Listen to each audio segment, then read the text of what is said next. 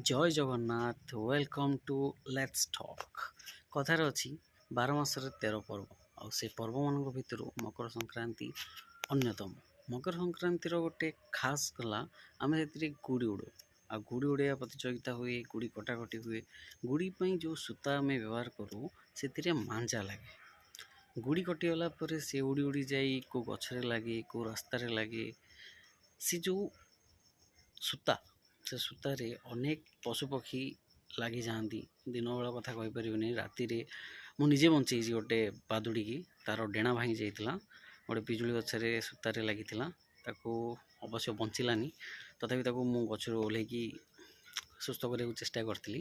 ଆଉ ଏମିତି ବି ଖବର ଆସିଛି ଗୁଡ଼ି ସୂତାରେ ଲାଗିଥିବା ମାଞ୍ଜା ଲାଗିକି ଲୋକଙ୍କୁ ବେକ କଟିଛି, ପେପରରେ ବହୁତ ଥର ବାହାରିଛି। ତେଣୁ ଅନୁରୋଧ, ଦୟାକରି ମାଞ୍ଜା କମ୍ ବ୍ୟବହାର କରନ୍ତୁ, ଆଉ ଗାଡ଼ି ଆଗରେ କିଛି ଗୋଟେ ତାର ଲଗାନ୍ତୁ, ସେଫ୍ ରୁହନ୍ତୁ।